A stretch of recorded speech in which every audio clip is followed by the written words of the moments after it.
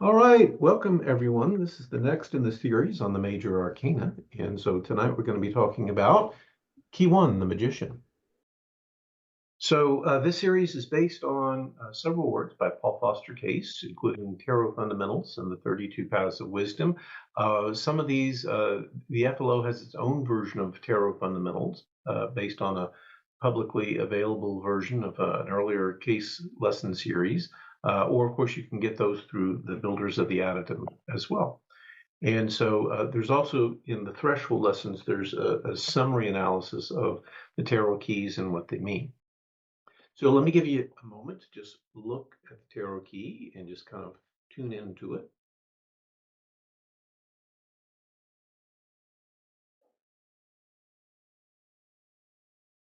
And then quickly, by way of explanation, the probably you're familiar with the inner part of the image and the yellow color coding.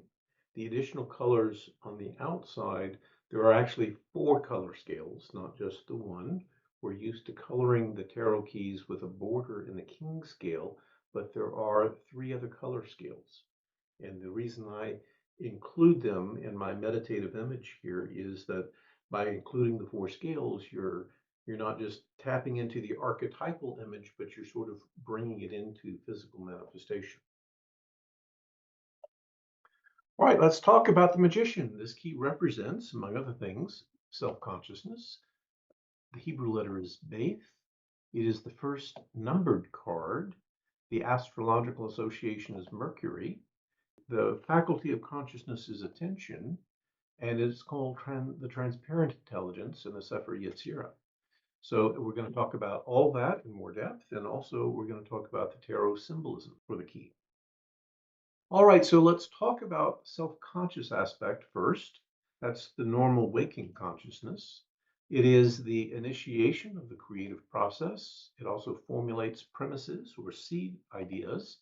It is in the personality a center for expression of something deeper than the personality, or at least it can be when we make the effort. And it is capable of both deductive and inductive reasoning. In other words, it is capable, is sometimes called the conscious critical mind, because it can take a premise and accept it, or it can take a premise and say, I don't believe that. I think you're pulling my leg. So it has that critical faction, that critical capability to it that is that can be quite important to make sure people are not led astray. Let's talk a little bit about the Hebrew letter. The Hebrew letter is Beth. When spelled out as a word, it means house in Hebrew. So when we hear Bethlehem, for example, that means house of bread, roughly translated.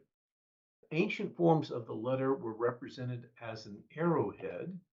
The Greek name for the arrowhead is kentron, from which we get the English words for center and concentration. The number on the lower left-hand corner of the key is 1. Again, numbers have meaning, and 1 suggests beginning, inception, the primal will in the Kabbalistic tree of life, singleness, individuality, attention, and again, concentration.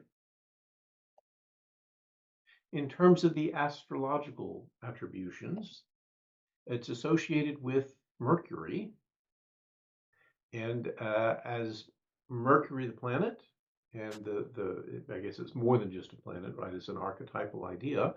Mercury historically ruled in astrology both Gemini and Virgo, Gemini being associated with the lover's key, Virgo with the hermit key.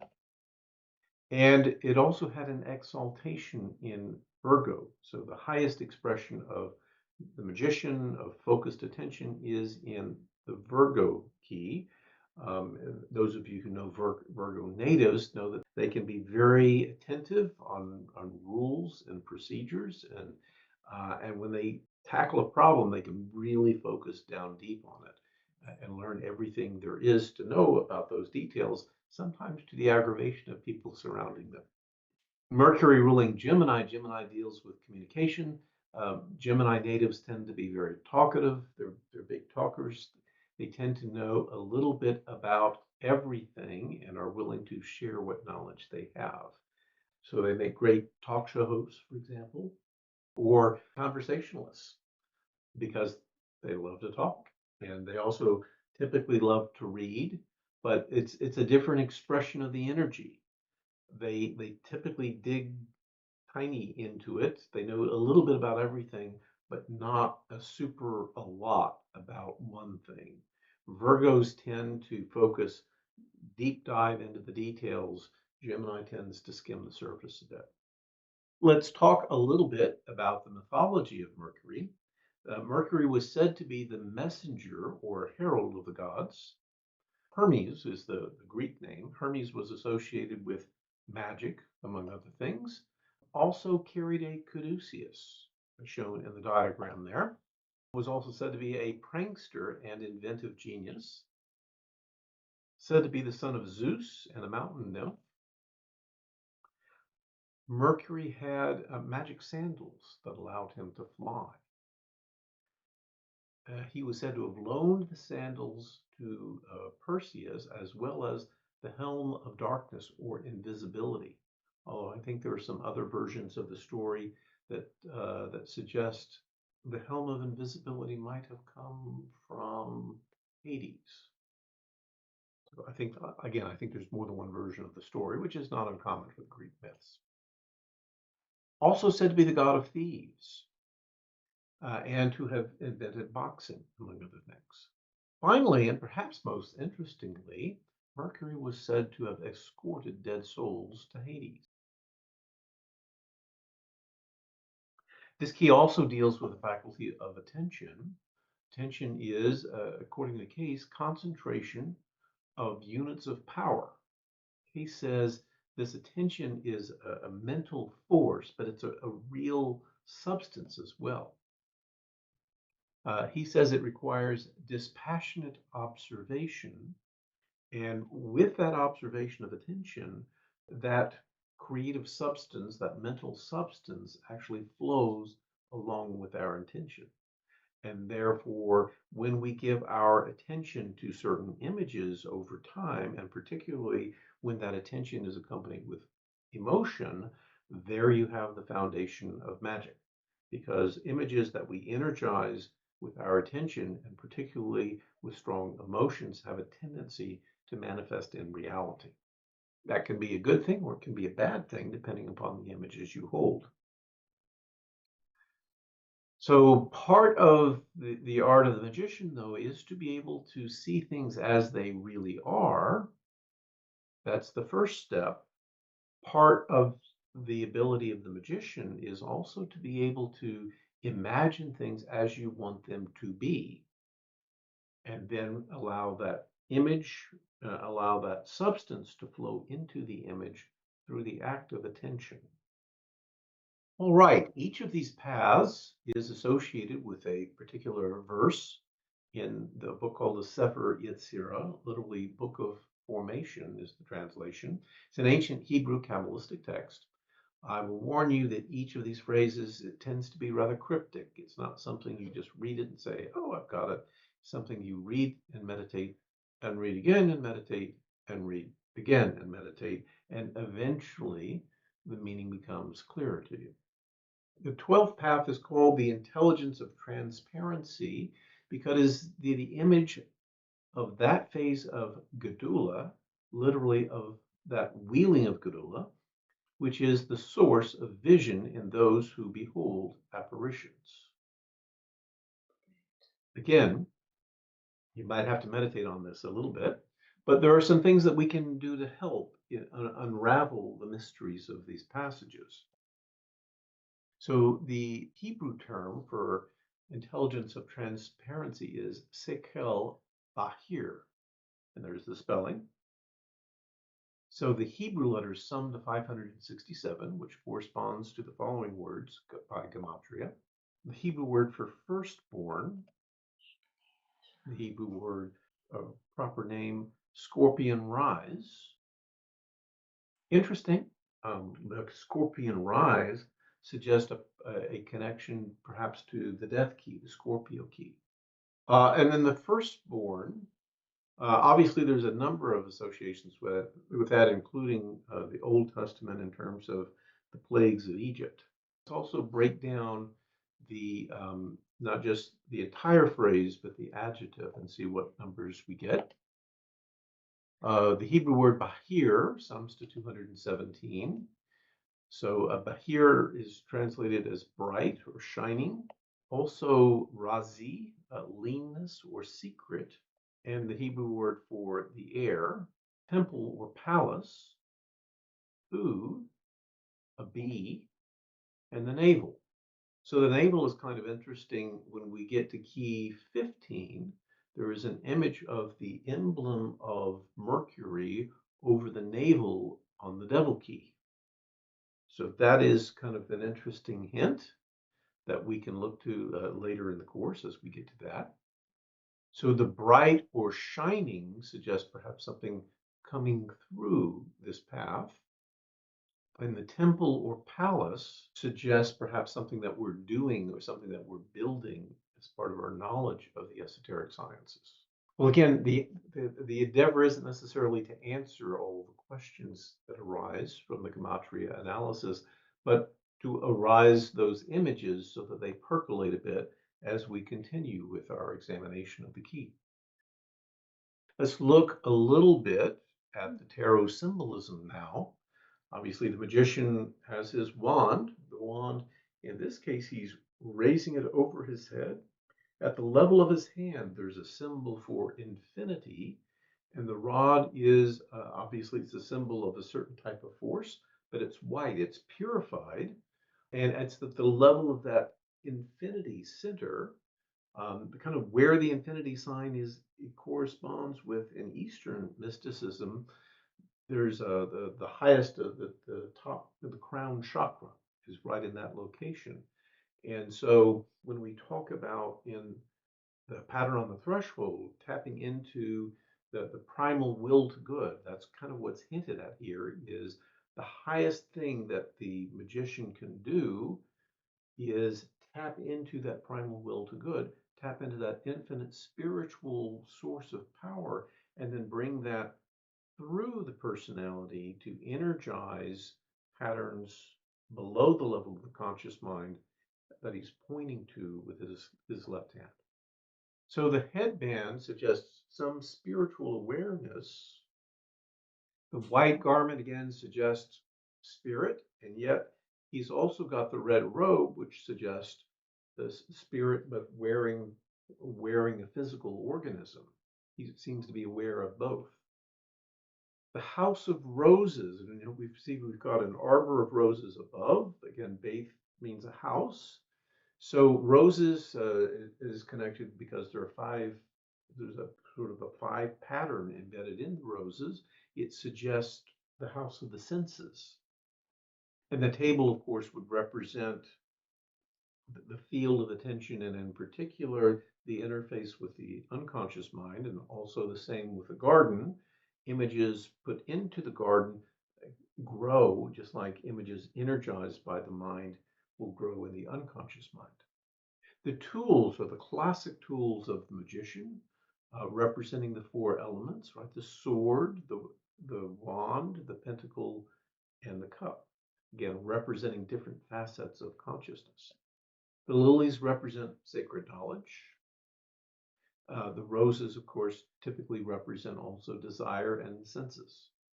So all of those are piecing together, and they're actually suggesting a course of conduct in terms of the foundation of being the magician is the ability to direct attention and energize patterns in the unconscious mind.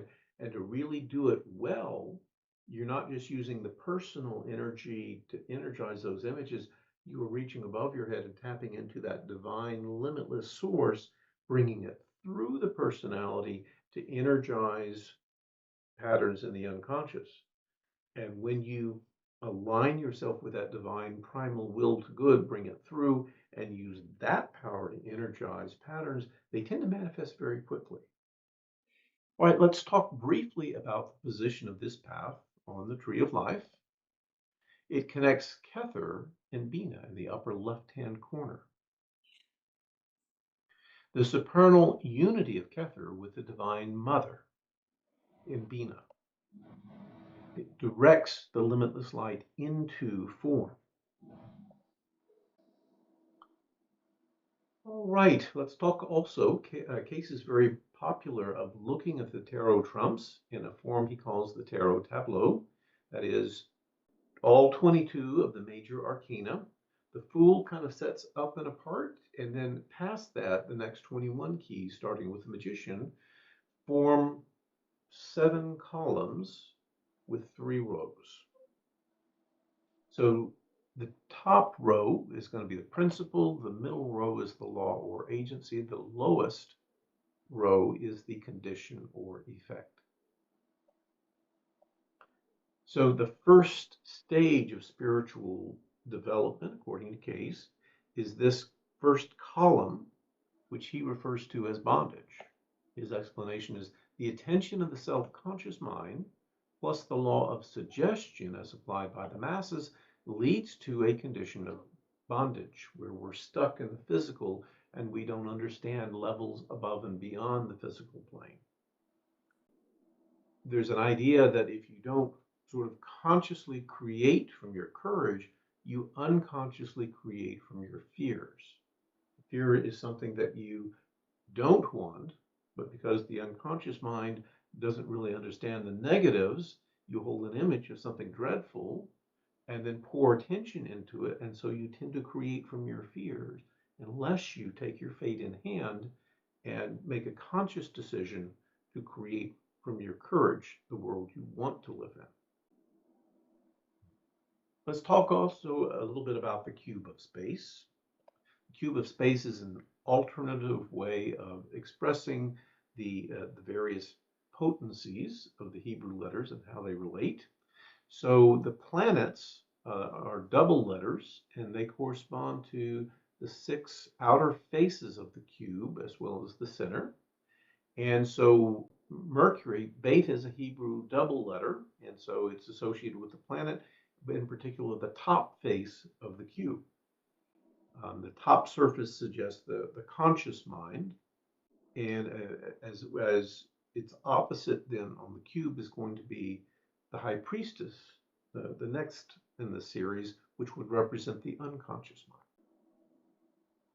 So one of the things you can do with tarot trumps is divination. So let's talk about what happens when you get this card in a divination. What does it mean? Well, if the card is well aspected, that can either mean it comes up right way up, depending on the scheme that you're using.